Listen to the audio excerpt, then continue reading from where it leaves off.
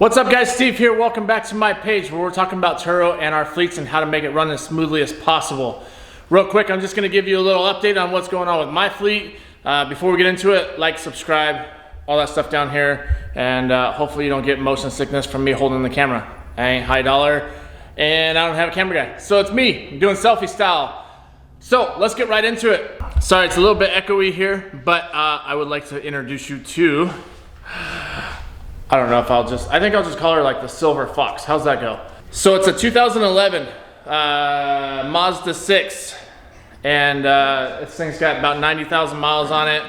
So I picked it up towards the kind of back end of as far as how much you can actually, have on the platform. But for the most part, so you're gonna get my true light right here. But there you go, there it is. Okay, so like I said, it's a 2011 and it's got 90,000 on it. So I basically have 30,000 before I have to, or the cutoff, because it's now technically it's on there. As long as my first few rentals are good, the car is grandfathered in and I can run this thing till the wheels fall off. Not literally, but I can run it for quite a while. So that's kind of the idea here with this one. It's a little bit older, a little bit cheaper, not trying to go those brand new payments right off the bat. But let's go ahead and do a little bit of a walk around right here. So there's not a whole lot. It's a little bit older. It's pretty nice. There are some minor scuffs, scratches, dents. It's not nearly as nice as, say, my Civic. Like I said, there's some scratches on there. So it's not nearly as nice as the Civic or the Forte, but like I said, this one I was going for a little bit older style. I gotta work on some tint there because clearly it's tinted on the sides, but not in the back. So I gotta figure out what's up with that. So like I said, it's a little older, still fairly clean though for, this thing's been around. But it's one of those full-size sedans. It's pretty nice. I think it'll do pretty well. So once again, it is an older car, but it should run like a champ. One thing that I will say, when you guys are checking out these cars, once again, before you go through this, I know you're checking out all the places that there could be recalls, this or that. Make sure everything is set up good through Carfax. That's the biggest one that Turo is going to actually use. And that's the one you want to make sure all the updates are done with.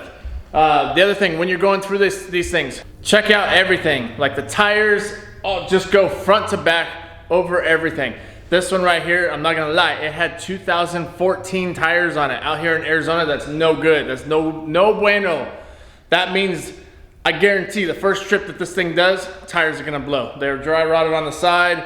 Just all bad. Last thing you want to do is have your renter stranded on the side of the freeway or have a tire blow at the Autobahn over here on the 60 freeway. Well, we won't call it the Autobahn, but if you guys have ever been on the 60, if you know, you know. 65 is suggested speed limit. But anyway, enough of that. So make sure you're going through, you're checking out everything on these cars. Kind of scope out the lot that you're buying them from too. There was one, and I will upload the video later on I'll probably do another video of one of the test drives that I did. I got it in a Mazda, and this thing would not get out of first gear. Driving normal, it was fine. It was, running, it would shift just fine. And then for the heck of it, I'm like, you know what, let's punch it, let's see what it's gonna do, because let's face it, these renters aren't gonna be nice to these cars. So why not test drive it like it's a renter? So I get in this thing, I floor it.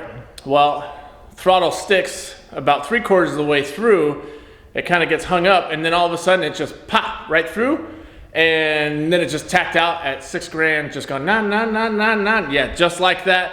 But it tacked out at $6 grand and would not shift. So that's one thing that I'm like, yep, CVT, I don't want to mess with it.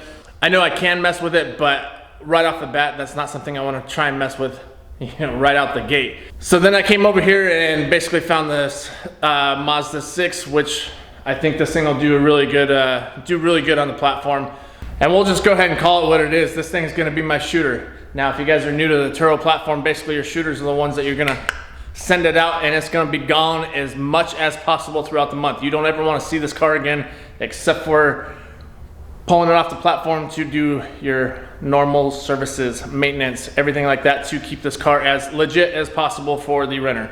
With the market the way it is right now, like I said, I'll kind of throw this thing on there. It'll be a little bit cheaper, which actually, as we went over all this, as I was filming all this, I listed it within about an hour. It got booked for a 5-day rental, so I'm not too mad about it. And I did price it a little bit cheaper right off the bat because I want to get those reviews. So that is one thing that you can do, and I suggest you guys do it. I mean, it's up to you. You guys run your business how you want, but when I pull in a car, when I get it first on the platform, I drop that baby as low as possible. I want to get trips under that thing, and I want to get some credibility for that car. I do that each one, and then once I get some renters, once I get some reviews, and it's credible, and basically people see that I have 5-star reviews on each one of my cars, then I go ahead and bump up the price where it should be. Right now, we're still a little slow in Phoenix, but I will say, I'm listing this on Friday, and yes, I am filming this and getting this video out to you guys on a Friday on the fly, but I listed this car on Friday, and it's already booked for Saturday, and I did check it out. I probably could have gone a little bit more expensive than what I did with it, but when it came down to it, like I said, I was trying to get those reviews. So I listed this thing about $10 cheaper than what it should be going for. And when I say should be going for, I mean, right now I see other cars like this listed for about 60 bucks a day, and I just marked it down to what it normally would have gone out, you know, at any other time.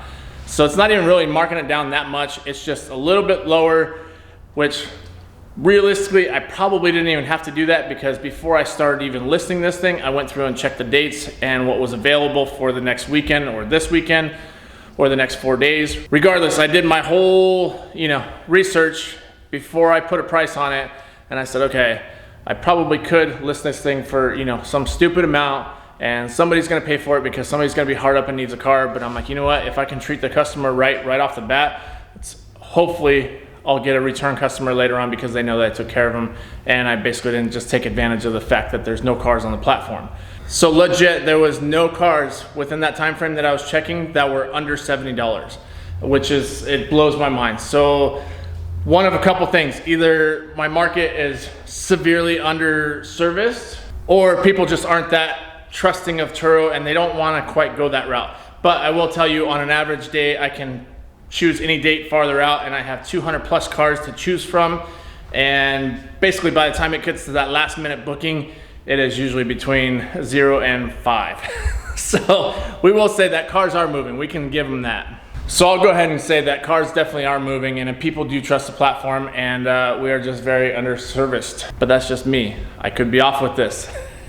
So find out what's going on with your guys' market. Like I said, when you're test driving, make sure these things are on point. There's a lot of shady guys out there. This particular car, we'll see how it goes. I honestly think it'll do really well. It's one that I would personally jump in and shoot off to California or, you know, Colorado, Utah, anything like that. I feel like I would be pretty good with it, especially now that I put some new shoes on it, which that was an added expense on top of buying the car.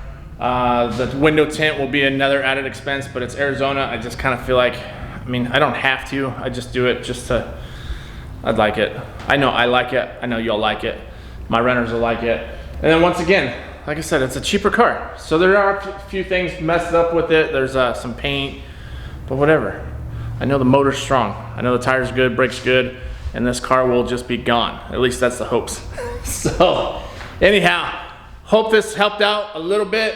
This puts me at car number 4. Hopefully by the end of this afternoon, I'll have number 5. We'll see. It's still early in the weekend.